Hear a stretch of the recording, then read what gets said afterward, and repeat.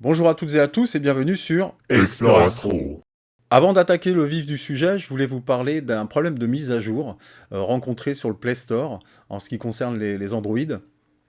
Moi j'ai la chance d'avoir un Huawei, c'est pourtant pas haut de gamme, mais qui me permet donc d'avoir pu télécharger cette mise à jour sans difficulté, étant donné que Huawei a priori aurait son propre Play Store.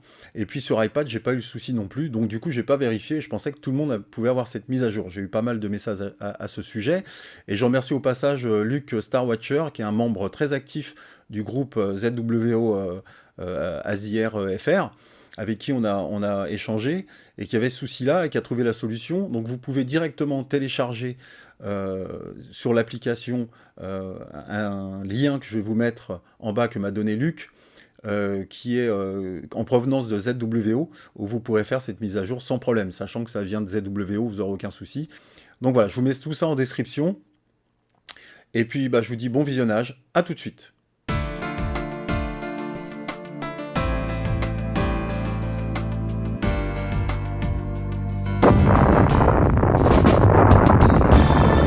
Mise à jour 2.0. Le retour. J'ai pas mal d'abonnés qui me posent des questions sur le groupe Explore Astro ou sur YouTube pour savoir si on peut faire telle ou telle chose sur l'Azier. Vous avez une playlist complète sur le sujet, où j'ai fait même des épisodes qui sont numérotés. Mais pas que, hein, j'ai également fait des playlists sur l'astrophysique, la cosmologie. N'hésitez pas à les regarder dans les playlists. Des tutos sur les logiciels, sur le planétaire, comment faire du planétaire, des animations. Sur le matériel, installation, choisir son télescope, et j'en passe. Comment faire une mosaïque? Donc là, j'ai changé de matériel, hein. Je suis sur la 120 Triplet Pro de chez Skywatcher, pour information, et puis je suis passé sur l'Azier Plus. Ce super plan de mosaïque que nous a fait l'Azier, je vais vous expliquer comment ça fonctionne. Je me suis gratté la tête avant de comprendre. Vous restez sur le mode preview, et vous appuyez sur Sky Atlas. Alors ça n'enlève rien à l'épisode que je vous ai fait précédemment, il y a quelques semaines, sur le mode mosaïque, je parle d'utiliser Telescopus pour des astres, par exemple, qui ne sont pas répertoriés par l'Azier, ou préparer ces sessions à l'avance. Là, on est en direct, c'est quand même super. Et puis, je pense que c'est plus précis, parce que ça correspond à l'angle sur lequel je viens de me mettre sur NGC 7000, la nébuleuse de l'Amérique du Nord. Donc, pour ce faire, on est sur Preview. On va choisir, là je vais reculer un petit peu l'image, on va choisir le centre où on veut que soit placé l'Azier. Donc par exemple ici, je fais Go To. Bon, je suis content, pour une fois je l'ai bien prononcé. Il fait un plat de solve, et il va me recentrer exactement l'image que j'ai sélectionnée au centre. Il va grossir l'image dès qu'il a terminé.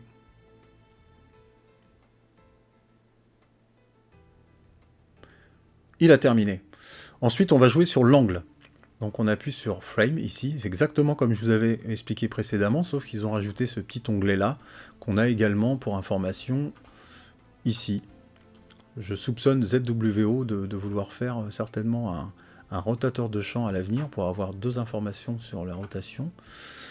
Donc ici, on va, si on voulait par exemple que l'image soit comme ceci, pour commencer, eh bien, on tourne son télescope dans le sens qui va bien, on fait des essais, et puis on peut également, si vous avez directement un rotateur de champ, même manuel, c'est le cas par exemple sur la MAFR A400, eh bien vous tournez votre instrument, vous tournez votre appareil photo ou votre caméra imageur, et puis vous faites refresh. Une fois que vous l'avez tourné, vous faites refresh, et vous allez voir que l'angle bleu, au fur et à mesure, il va se déplacer, et ce sera à vous évidemment de mettre dans le bon angle, le plus proche possible du rectangle rouge.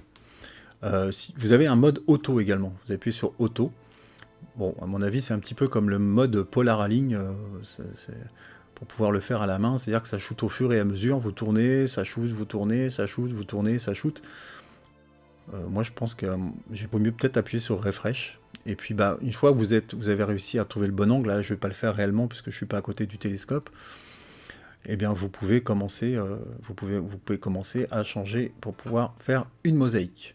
Donc là, je vais remettre dans l'angle, on va dire que c'est bon pour moi. Je quitte frame. Une fois que voilà, mon télescope est centré, très important, hein, j'ai vraiment galéré avant de trouver ça, il faut aller sur plan. Et là, quand on va retourner sur Sky Atlas, on va avoir ce petit onglet qui est rajouté ici, et on va avoir également les modes plan ici, que moi j'avais déjà fait précédemment, qui sont déjà enregistrés dans mon mode plan à moi, mais ce ne sont pas des mosaïques, c'est tout simplement 2 images de mode plan que j'ai fait précédemment. Vous voyez ici, j'ai fait une partie des NGC 7000, et puis je vais sur NGC 1333 par exemple, que j'avais fait il y a quelques jours, qui apparaît ici. Alors méfiez-vous, si vous appuyez ici, ça va retirer vos coordonnées, votre mode plan, hein, ça va vite, alors que d'habitude on galère pour pouvoir les retirer sur le mode plan lui-même. Donc on va se remettre ici au centre où est exactement la monture. Et puis là, on va pouvoir faire une mosaïque enfin. Donc on appuie sur mosaïque ici. On a les panneaux X qui sont par défaut mis sur 2, également les panneaux Y, il nous fait 4 rectangles. Vous restez appuyé sur le doigt sur le panneau que vous voulez, les panneaux que vous voulez rajouter. Pan X, pan Y, etc. etc. Bon là, ça commence à faire beaucoup, mais j'en connais qui le font. Hein. Mais bon, on va s'essayer sur 2 pour éviter d'avoir tout un mode plan, tout un tas de modes plans qui vont se créer. Ici, entre les deux, c'est ce qu'on appelle l'overlap, c'est en pourcentage, je vous en ai également parlé dans l'autre épisode. Bon là, je pense que c'est plus précis, étant donné que la ZIR est bien calibrée par rapport à ça. Je remets l'image au centre pour que la croix soit ici. Tout simplement, les images qui se superposent les unes par-dessus les autres. Bon, essayez déjà à 10, vous verrez bien ce que ça donne. Moi, je conseillais dans l'autre épisode de se mettre sur 20. Donc, c'est pour un essai. Hein. Moi, je serais tenté, le jour où je vais essayer, hein, c'est de mettre sur 15, parce que j'ai bien peur que 10, ça ne suffise pas. Une fois qu'on a sélectionné tout ceci, eh bien, on appuie sur mode plan, tout simplement. Il calcule, et vous voyez, il me rajoute des modes plans ici, qui correspondent aux rectangles, aux 4 rectangles qu'il m'a fabriqués. Si je retourne ici, en arrière, et je vais dans le mode plan en cliquant sur les 3 petits traits, eh bien j'ai mes 4 plans NGC 7000 qui viennent de se créer. Donc j'aurais pu qu'appuyer sur détail, et puis rajouter le nombre de poses que je veux, si je veux en 300 en exposition, en S, etc., etc. Vous connaissez la musique, je vous ai déjà fait des épisodes sur le sujet. Alors un autre truc super pratique aussi, vous pouvez directement par rapport au mode plan qui vient de créer, appuyer sur Sky Atlas, et il va venir se positionner sur le rectangle ici. Ça vous donne une idée de où ça se trouve. Ça, c'est vraiment bien. À ce sujet, j'ai fait un épisode spécialement dédié pour comment faire un pré-traitement d'une mosaïque et un traitement sur PixInsight, mais avec d'autres logiciels pour l'assemblage. Il y a également d'autres tutos pour commencer avec PixInsight. Autre option dans Sky Atlas, vous pouvez appuyer ici sur Compass, pointez votre instrument vers le ciel et voyager dans l'univers à votre guise, exactement comme le ferait Stellarium, Sky Portal, Sky Safari ou d'autres logiciels intégrés sur les portables et tablettes. Et des nouveautés surprises. Une autre nouveauté, si vous avez une caméra refroidie, comme c'est mon cas ici, vous allez dans l'onglet Caméra, vous allez dans Advanced Settings, et vous avez la possibilité soit de mettre en route ou d'arrêter le refroidissement de la caméra lors de la mise en route de la ZIR, mais également de mettre en route ou pas la résistance chauffante si votre caméra en est équipée. Bon, évidemment, vous aviez déjà la possibilité avec l'ancienne version de le mettre en route, mais vous avez également la possibilité en mode plan, si je vais dans l'option ici, de faire arrêter non seulement le refroidissement de la caméra, mais également la résistance chauffante anti-doux. En termes de changement, il y a également le pavé numérique, donc est un petit peu plus petit en tout cas sur une tablette Apple, mais j'ai regardé sur Android et c'est même beaucoup plus gros. Le mode speed qu'ils ont placé maintenant ici pour la vitesse de déplacement de la monture lors de la recherche d'un astre. Bon, moi je préférais la version d'avant, mais bon, pourquoi pas, parce qu'on avait accès directement, ça évite de cliquer sur speed. Et puis vous avez tracking ici, qui est bien pratique aussi. S'il est sur tracking vert, c'est qu'il est en train de suivre. S'il est en rouge, c'est que ça ne suit pas. Et puis évidemment, sinon c'est exactement la même présentation.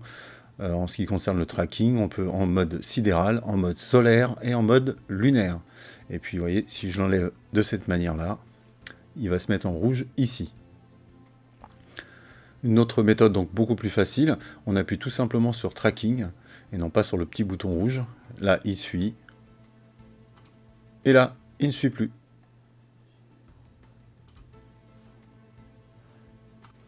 Autre chose de nouveau, ils ont corrigé un petit bug, si on peut dire ça.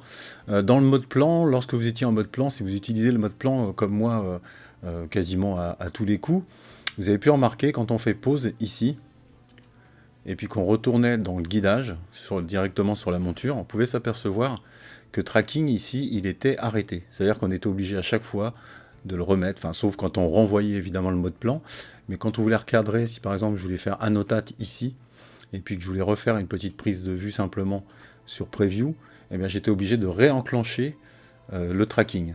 Donc maintenant, le tracking, même si vous stoppez le mode plan, le tracking sera quand même activé.